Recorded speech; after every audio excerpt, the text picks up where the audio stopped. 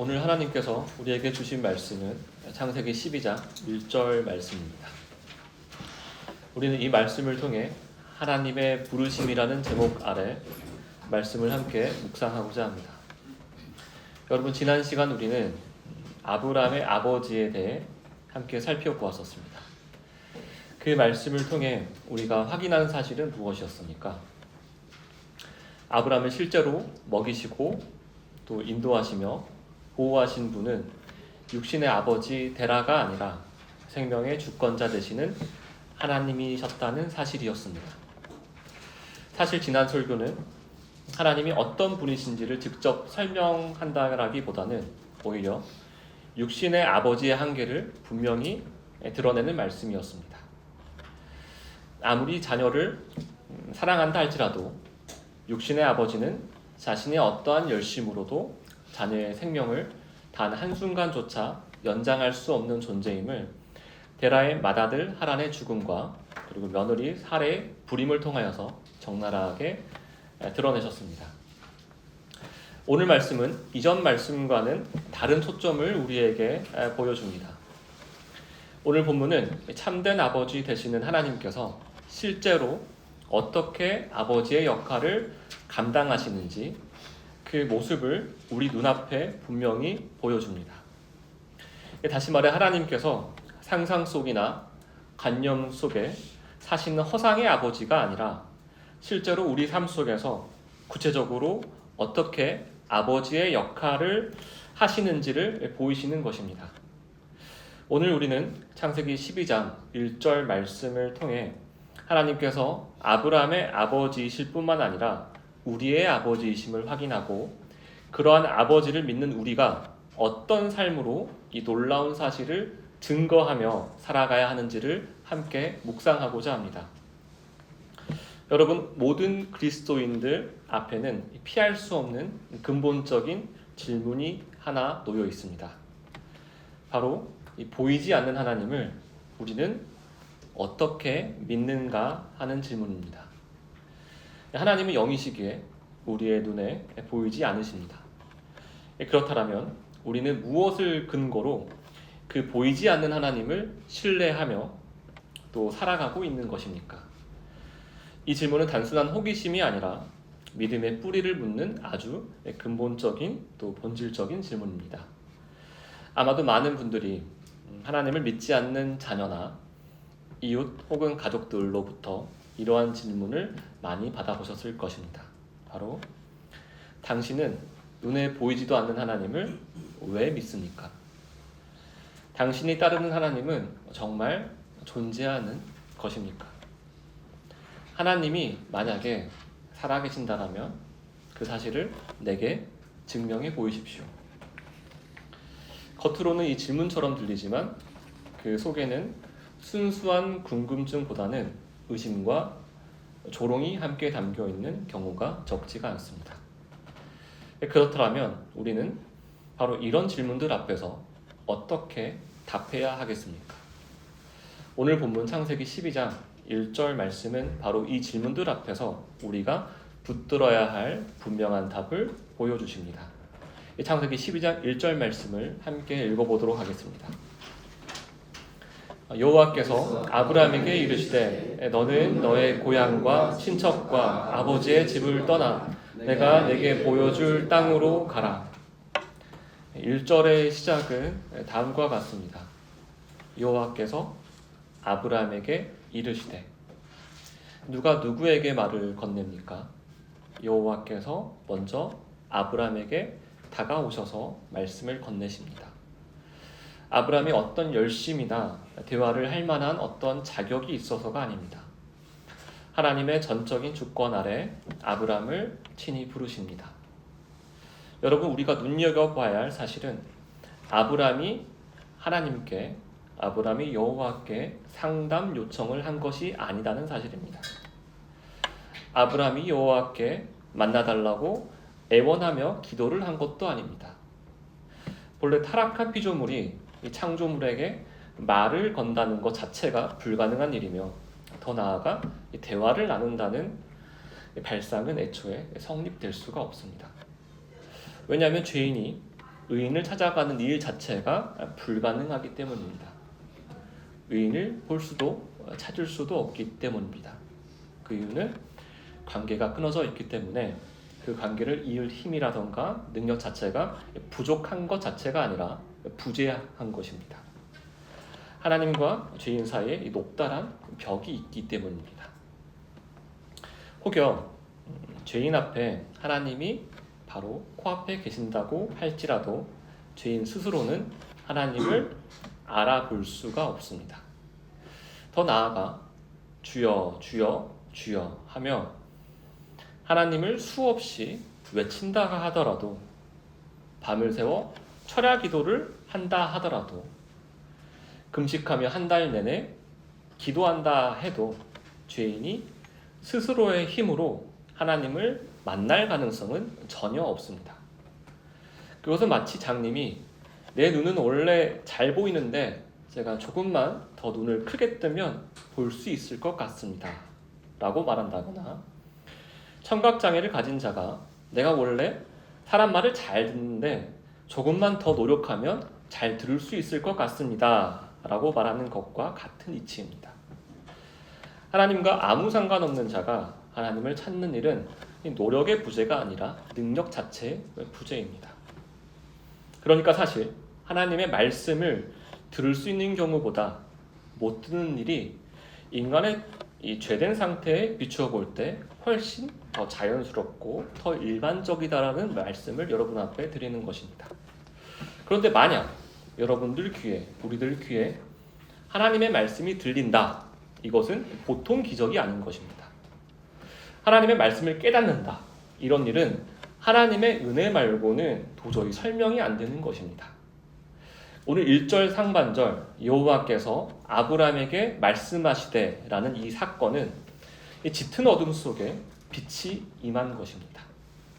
아브라함에게 임한 하나님의 부르심은 한 사람의 일상 속 그의 내면 가운데 일어난 사건이었습니다. 그래서 우리가 겉으로 이 사건을 보기에는 우리가 앞서 살펴봤던 창세기 1, 2장에 나온 천지창조라던가 노아의 삶을 통하여서 우리가 살펴본 홍수 심판처럼 그 사건에 비해서는 조금 더 작은 사이즈로 느껴질 수 있습니다. 하지만 그 은혜의 깊이적인 면에서는 천지창조와 홍수 심판, 여기에 이 사건에 결코 뒤지지 않으며 오히려 더욱 놀라운 사건이 아브라함이 하나님의 말씀을 들었다는 이 사건입니다. 여러분은 하나님의 말씀을 마음으로 들어보신 적이 있으십니까? 귀가 아니라 이 마음으로 들어보신 적이 있으십니까? 그때 여러분들은 어떠하셨습니까? 무덤덤하셨습니까? 아니면 가슴이 덜컥 내려앉을 정도로 굉장히 놀라셨습니까? 여러분은 하나님의 은혜를 실제적으로 누려보신 적이 있으십니까? 그때 그 순간에 여러분은 무덤덤하셨습니까? 아니면 설명할 수 없는 떨림을 경험하셨습니까? 여러분, 하나님께서 우리 각자에게 말씀하실 때 전혀 놀라지 않는 사람은 하나님의 말씀을 내적으로 한 번도 들어본 적이 없는 사람밖에는 없습니다. 왜냐하면 이 창조주의 음성은 피조물의 언어로 다 담아낼 수 없을 만큼 깊은 울림을 남기기 때문입니다. 그래서 모든 믿음의 선진들은 하나님께서 말씀하시는 그 사건을 기적 중에 기적, 은혜 중에 은혜라고 계속적으로 고백해 왔던 것입니다. 그 이유를 아십니까? 이 하나님의 말씀이 들리는 이 사건은 바로 죽은 자가 다시 살아나는 것과 같은 기적이기 때문입니다. 이처럼 말로 다 설명할 수 없는 기적 같은 일이 오늘 본문에서 아브라함에게 일어납니다. 오늘날 아브라함의 마음 깊은 곳에 하나님의 부르시는 음성이 들려옵니다. 그렇다면 그 기적 같은 이 음성의 내용은 무엇입니까? 바로 너는 너의 고향과 친척과 아버지의 집을 떠나 내가 내게 보여줄 땅으로 가라 였습니다. 하나님께서는 아브라함에게 두 가지 명령을 주십니다. 첫 번째는 너의 고향과 친척과 아버지의 집을 떠나라는 명령입니다. 두 번째 명령은 내가 내게 보여줄 땅으로 가라입니다. 여러분, 하나님께서 믿음의 조상이 되는 아브라함에게 말씀하신 명령을 바르게 이해하는 것이 중요한 이유는 하나님께서 부르시는 모든 사람에게 아브라함에게 주신 이 부르심의 방식이 동일하게 적용되기 때문입니다. 이제 하나님께서 주신 이 두 가지 명령을 하나씩 차례로 살펴보겠습니다. 하나님께서 아브라함에게 말씀하신 첫 번째 명령은 다음과 같습니다. 너의 고향과 친척과 아버지의 집을 떠나라. 여러분, 이 말씀을 이 문자 그대로만 읽으신다면 이렇게 생각하실 수 있습니다. 뭐 별것 아니네. 그냥 고향을 떠나서 부모님으로부터 독립하라는 말 아닙니까? 굳이 하나님을 만나지 않아도, 하나님의 특별한 명령이 없어도 사람은 자라면서 부모에게서 독립하고 또 고향을 떠나 새로운 삶의 자리를 찾아갑니다. 오늘날 그런 모습은 너무도 흔한 일이 아닙니까? 하지만 이 말씀을 오늘날의 감각으로만 이해해버린다면 하나님께서 아브라함에게 하신 말씀의 핵심을 놓치게 됩니다. 하나님은 단순히 타지로 이사해라, 어서 부모로부터 독립해라 라고 말씀하신 것이 아닙니다. 다시 말해 인생의 한 단계를 지나가라는 정도의 말씀이 아닙니다. 고대 근동사회에서 고향을 떠나라는 이 명령은 단순히 거주지를 옮기라는 말이 아니었습니다. 그것은 곧 삶의 기초가 되는 경제적 안정망을 완전히 내려놓으라는 뜻이었습니다. 내가 안전하다고 여겼던 것, 내 생계를 책임져 준다라고 믿었던 토대를 더 이상 의지하지 말라는 명령이었습니다. 오늘날로 말하자면 하나님이 계시지 않아도 든든하다고 느껴지는 것들, 그저 바라보기만 해도 마음이 놓이는 것들, 곧 부동산이라던가 자산, 그리고 생계의 기반이 되는 이 직장과 같은 것들입니다. 이는 그것들이 우리를 끝까지 지키고 보호할 수 없음을 깨달으라는 말씀입니다. 그러나 이것이 모두 지금 당장 이 모든 소유를 매각하고 직장에 사표를 내고 따라오라는 극단적인 요구는 아닙니다.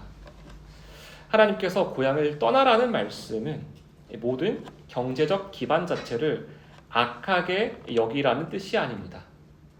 오히려 그것을 궁극적인 토대와 안정망으로 삼지 말라는 말씀입니다. 더 나아가서는 하나님의 명령 앞에서 언제든지 일할 준비가 되어 있고 또 반대로 언제든지 떠날 준비가 되어 있는 그런 삶으로 우리를 부르시는 말씀입니다. 그렇다면 두 번째로 주신 명령, 또 친척을 떠나라는 말씀은 무엇을 의미합니까? 고대 근동 사회에서 친척, 곧 혈연은 어떤 존재였습니까?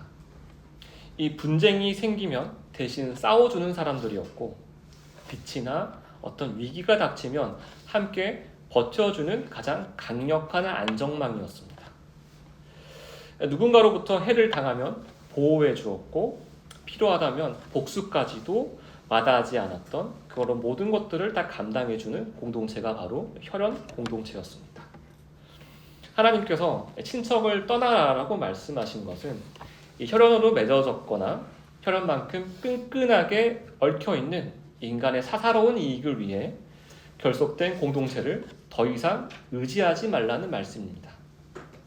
이는 육신의 욕망으로 유지되는 공동체는 결코 우리를 보호할 수 없음을 깨달으라는 하나님의 말씀입니다. 이 말은 모든 친척들과 절연하라는 뜻도 아니고 그들로부터 어떠한 도움도 받지 말라는 뜻도 아닙니다. 오히려 이 친척과의 관계 속에서 얻어지는 모든 유익과 보호를 버팀목으로 삼지 말라는 말씀입니다. 왜냐하면 그 유익들이 결국 우리를 살리는 것이 아니라 하나님보다 앞설 때 우리를 무너뜨리는 강력한 우상이 되기 때문입니다. 마지막으로 아버지의 집을 떠나라는 말씀은 무엇을 의미합니까? 이 말씀은 단순히 물리적인 공간을 떠나라는 명령이 아닙니다. 그것은 육신의 아버지의 뜻과 명령을 따라 살아왔던 삶, 육신의 아버지가 부여해준 정체성 안에서 규정되어 왔던 삶, 지금까지 내 인생을 움직여온 최종 권위로부터 벗어나라는 말씀입니다. 다시 말해 나의 현재와 미래를 책임져 줄 것이라 믿어왔던 최종 권위자의 그늘 아래에서 나오라는 부르심입니다. 아버지를 주인 삼아 살던 삶, 아버지의 기준과 뜻을 따라 움직이던 삶을 내려놓으라는 말씀입니다. 그런데 오늘날 이 최종 권위는 반드시 육신의 아버지에게만 국한되는 것이 아닙니다. 어떤 이에게는 평생 존경해온 롤 모델이 될 수도 있고, 또 어떤 이에게는 정치적 신념이나 특정한 지도자가 될 수도 있습니다. 혹은 이것이 내 인생의 기준이다 라고 굳게 붙들어온 자기만의 세계관과 가치 체계일 수도 있습니다. 그러므로 아버지의 집을 떠나라는 이 말씀은 단순히 가정을 떠나라는 뜻이 아닙니다. 하나님의 말씀 외에 우리 삶을 지배하던 모든 권위로부터 벗어나라는 하나님의 말씀입니다. 정리하자면 하나님께서 아브라함에게 주신 첫 번째 명령, 고향을 떠나라, 친척을 떠나라, 아버지의 집을 떠나라는 지금까지 나를 지탱해 주었다라고 믿었던 모든 안정장치를 끊으라는 하나님의 부르심입니다. 이 하나님은 모든 기반을 떠나 오직 하나님의 약속 위에 서라라고 말씀하십니다. 눈에 보이는 토대가 아니라 들려진 말씀 위에 삶을 세우라는 것입니다. 사실상 이것은 바로 옛삶을 완전히 끝내라는 하나님의 선언입니다. 지금까지 의지해왔던 권위와 능력, 익숙한 보호망을 내려놓으라는 하나님의 명령입니다. 그렇다면 오늘날 우리에게 이 고향, 친척, 아버지의 집에 해당하는 것이 무엇입니까? 우리가 가장 강하게 붙들고 있는 것은 무엇입니까? 하나님, 이것만은 제발 건드리지 말아주세요 라고 하는 것이 여러분에게는 무엇이 있습니까? 어린아이에게는 그것이 애착인형일 수 있습니다. 그리고 청소년에게는 친구 관계일 수 있습니다. 그리고 대학생에게는 학교의 이름이라던가 성적, 대외 활동일 수 있습니다. 또 직장인에게는 무엇이 있겠습니까? 직장인에게는 경력과 또 실력, 연봉일 수 있습니다. 또 부모에게는 자녀가 잘 성장하여 독립하고 아름다운 가정을 이루는 것일 수 있습니다. 그리고 노년에 가까워질수록 우리 모두가 가장 간절히 붙드는 것 중에 하나는 바로 건강일 수도 있습니다. 이 연령은 다르고 상황은 달라도 공통점은 하나입니다. 우리의 죄성은 보이는 것을 붙들어야 안심한다는 것입니다. 손에 쥐어야 안전하다고 느낍니다. 그러나 하나님은 말씀하십니다. 그 모든 것들을 다 내려놓아라. 내가 쥐고 있는 것을 모두 다 내려놓아라. 여러분, 하나님께서 아브라함에게 하신 이 명령을 사람이 자기 의지로 감당할 수가 있습니까? 어떤 이들은 이렇게 계산합니다. 하나님께서 뭐라고 말씀하셨죠? 첫 번째 명령에 고향을 떠나라 하고 친척을 떠나라 하고 아버지의 집을 떠나라고 했는데 이것들을 한 번에 지키기는 어려우니 오늘은 이만큼, 내일은 저만큼, 이번 달에는 적어도 이 안전고리 하나만큼은 끊어보자. 그러나 하나님께서 떠나라고 하신 말씀은 내가 통제할 수 있는 범위 안에서 조금씩 시도해보라는 뜻이 결코 아닙니다. 마치 올해는 고향을 떠나고 내년에는 친척을 떠나고 그 다음에는 아버지의 집을 떠나서 3년짜리 그랜드 플랜을 완성하겠습니다 라는 것은 하나님에 대한 믿음이 아니라 철저히 계산된 자기 관리에 불과합니다. 그것은 순종을 빙자한 일정 관리이고 하나님께 헌신하는 게 아니라 자기 통제입니다. 이와 반대로 주님의 명령을 가볍게 여김으로 하나님의 명령을 잘못 받아들이는 사람들도 있습니다. 이들은 부분적으로만 순종하거나 심지어 전혀 순종하지 않으면서 이렇게 말합니다. 하나님은 자비로우시니까 이 정도는 이해해 주시겠지. 그래서 그들은 여전히 그 자리에 머뭅니다. 고향을 떠나지 않습니다. 익숙한 관계 속에서 안정감을 계속적으로 누립니다.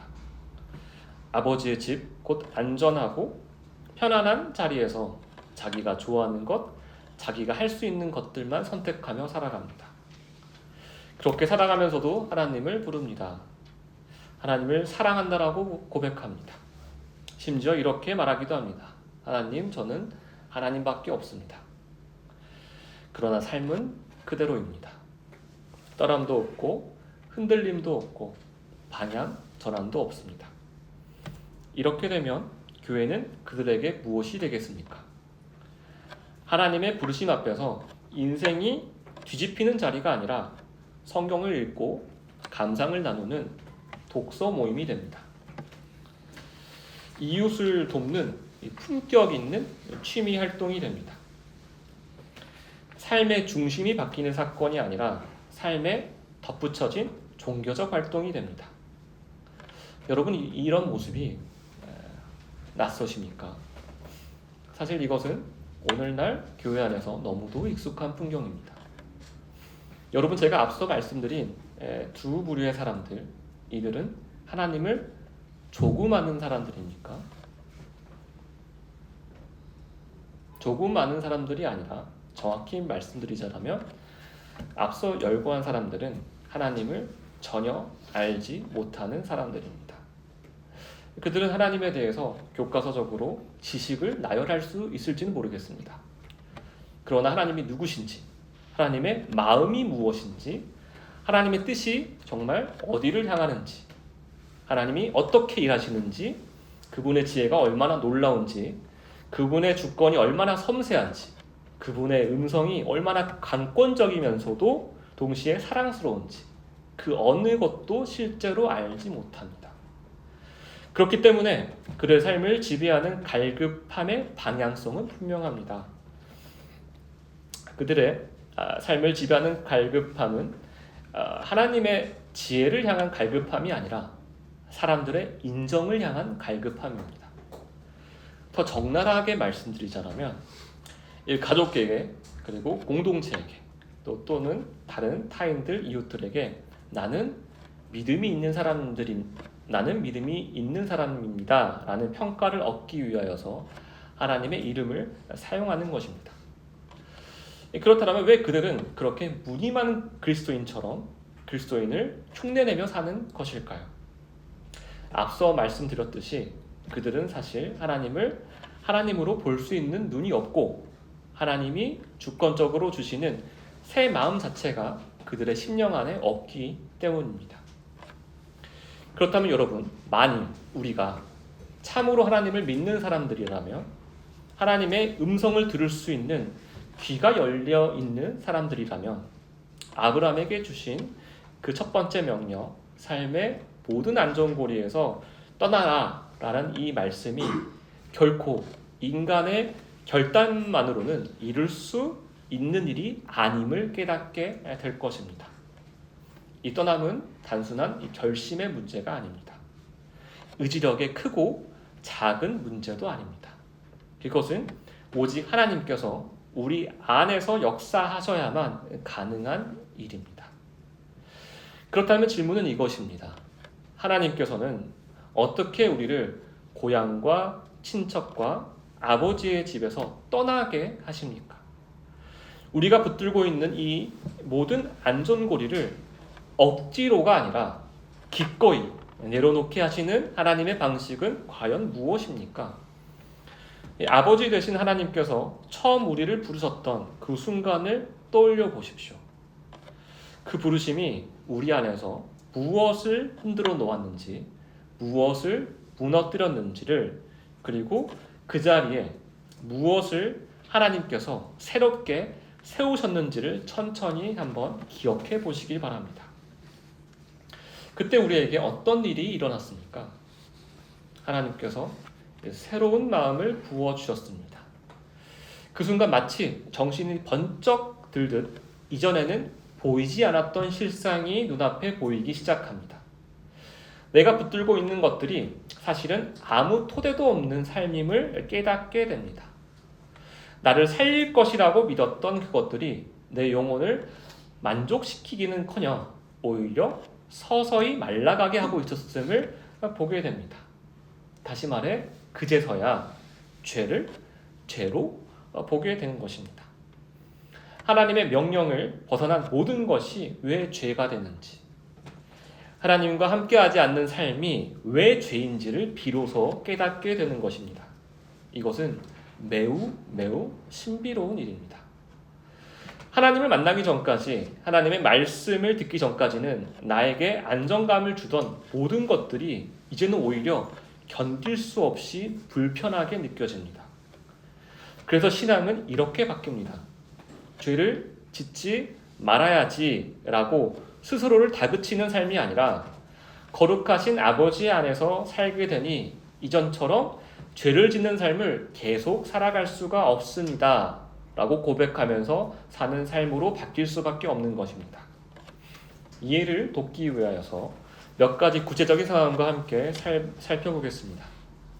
여러분, 우리가 커피를 맛있게 드시다가 커피가루에 적혀있는 소비기한, 유통기한을 여러분들이 발견하셨다고 예를 들어보겠습니다.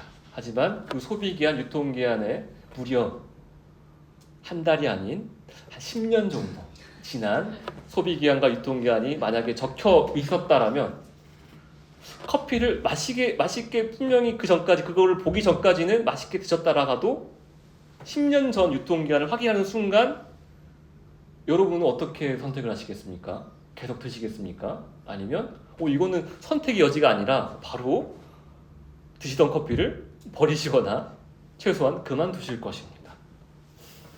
또 다른 예로는 여러분께서 후각과 냄새를 맡지 못하시고 눈이 가려져 있는 상태에서 굉장히 안정적으로 아무 문제 없이 어떤 집에서 살았다라고 예를 들어보겠습니다. 그런데 어느 날 갑자기 후각과 시각이 회복이 되면서 집이 보이기 시작합니다. 하지만 그 보이는 집에는 엄청 정말 말도 안 되게 많은 인분과 가축의 배설물로 이 집이 다 가득 차여 있다는 것을 여러분들이 눈으로 보게 되고 또 코로 그 모든 것들을, 그 냄새를 맡으신다고 한다면 여러분은 과연 그 집에서 계속해서 살 수가 있겠습니까? 뒤도 보지 않고 그 집에서 나오실 것입니다.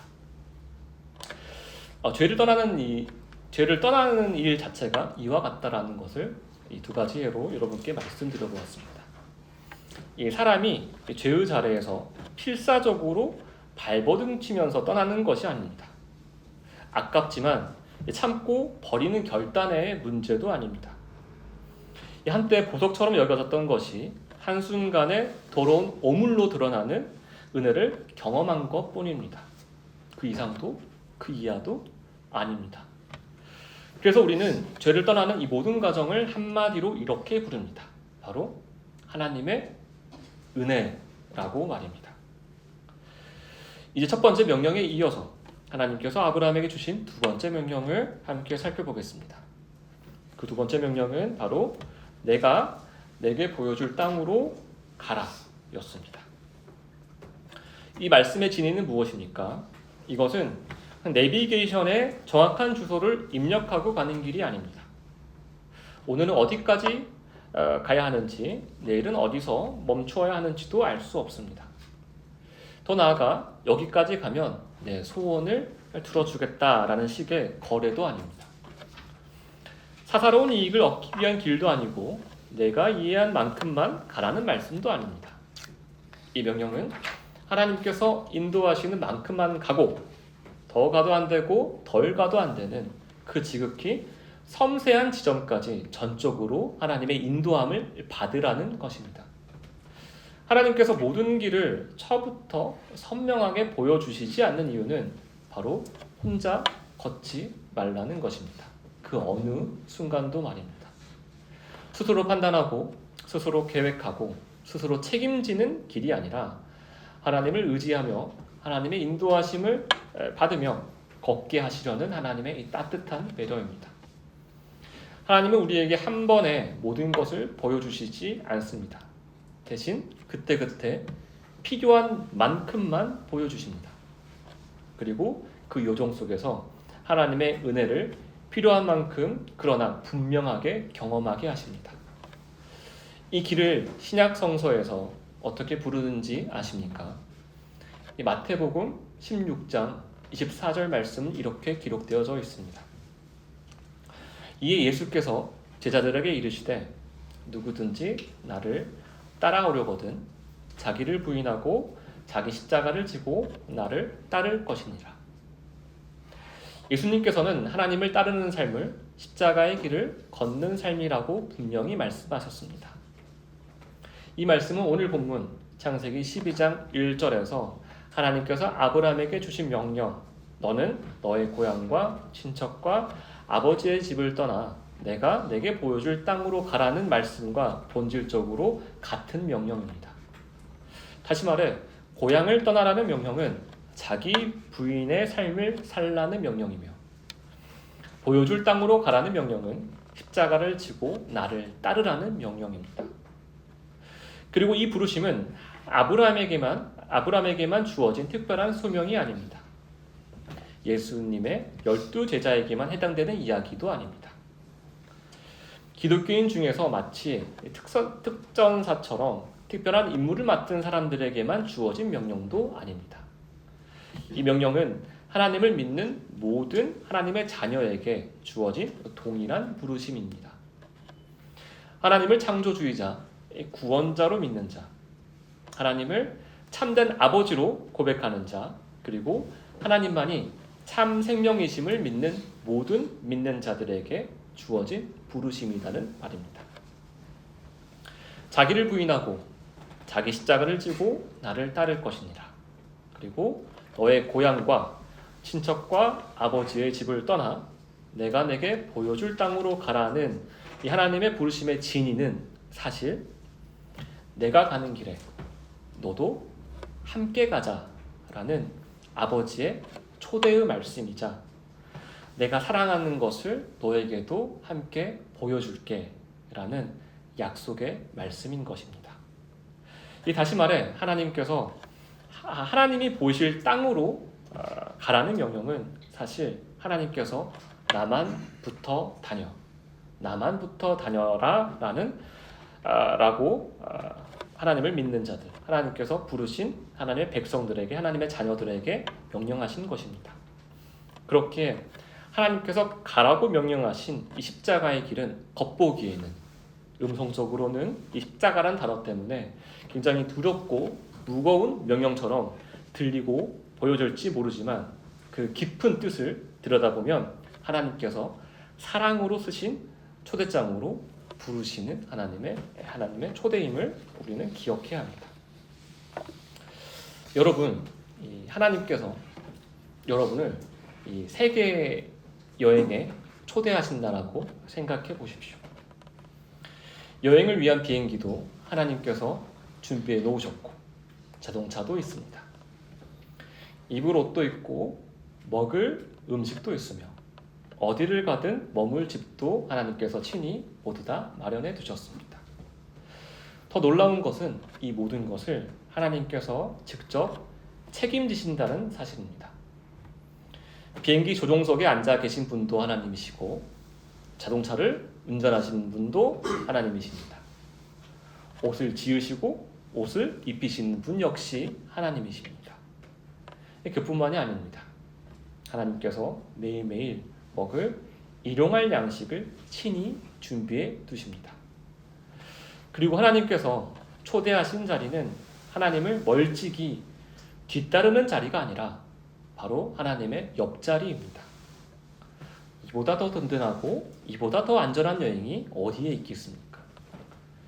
물론 하나님과 동행하는 여정에는 비포장 도로를 지나야 할 때도 있고 길이 보이지 않는 정글 한가운데를 통과하는 순간도 물론 있을 것입니다. 때로는 허름한 여간에 머물러야 할 수도 있고 길 위에서 밤을 지새워야 하게 될지도 모릅니다. 또한 예상치 못한 사고를 겪거나 병으로 아픈 시간을 보낼 수도 있습니다.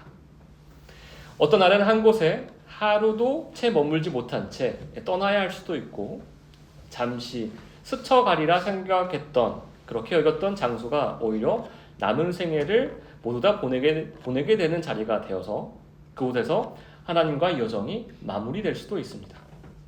그러나 이 하나님과 함께하는 여행은 무슨 일이 일어나든 설레입니다. 왜 그런 줄 아십니까?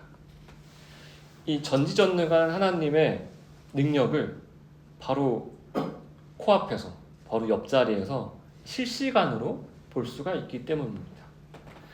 이 온 세상을 창조하신 창조주가 과연 이 상황에서는 우리가 보기에는 너무도 깝깝하고 답을 알기가 어려운데 어떻게 해나갈 수 있는 지혜가 전혀 보이지가 않는데 하나님께서는 과연 이 상황 속에서 하나님의 능력을 어떻게 펼치시는지를 매 순간순간 직관할 수가 있습니다. 여러분, 이런 상황에서 안 설레이시는 분이 과연 누가 있겠습니까? 이것이야말로 하나님께서 우리의 아버지 되시고 우리가 하나님의 집에 영원히 거하는 하나님의 자녀됨을 가장 분명하게 드러내는 길이 됩니다.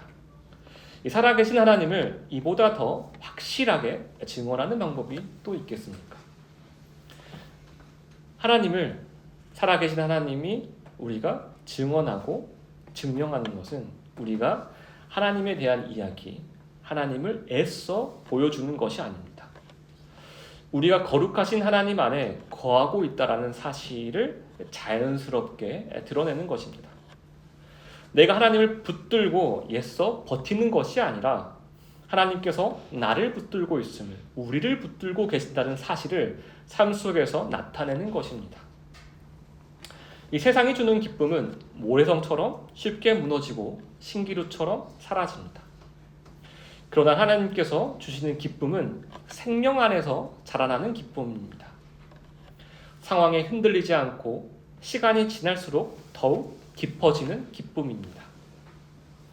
하나님께서 풍성히 공급하시는 은혜가 우리의 삶 속에서 계속 드러날 때 그 자체가 살아계신 아버지이심을 증언하는 삶이 되는 것입니다. 결국 증인은 하나님에 대한 말을 많이 하는 사람이 아니라 하나님께 붙들린 삶을 살아내는 사람인 것입니다. 마치 이 모습은 숨을 쉬는 것과 같다고 볼 수 있습니다. 우리가 일상에서 숨을 쉴 때 의식적으로 오늘은 숨을 한 번에 많이 쉬어야지, 이번에는 내 몸에 이 해로운 이산화탄소를 좀 더 많이 배출하고 오늘은 산소가 좀 많이 필요하니까 더 많이 이 산소를 들이마심으로써 내 몸에 채워야지 라는 사람이 혹시 이 자리에 계십니까? 크리스천의 삶은, 크리스천이 죄를 떠나서 하나님의 부르심에 이끌리는 삶은 마치 이 숨을 쉬는 삶이다 라는 것을 오늘 이 시간에 오늘 본문과 함께 기억하셨으면 좋겠습니다.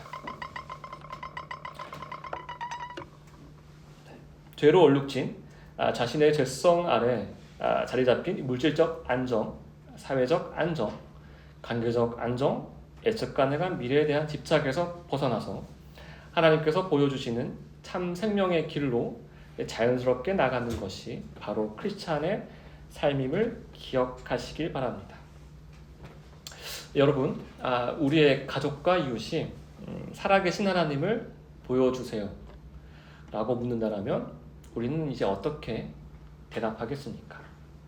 바로 오늘 본문 말씀처럼 오늘 본문을 통하여서 우리가 묵상한 내용처럼 하나님만을 의지하는 삶, 하나님을 만나는 삶, 하나님께 받은 은혜를 나누는 삶, 하나님 안에서 감사와 기쁨이 넘치는 삶으로 대답해야 할 것입니다. 이번 주도 하나님 안에서 생명력 넘치는 시간이 되시길 소망합니다. 함께 기도하겠습니다.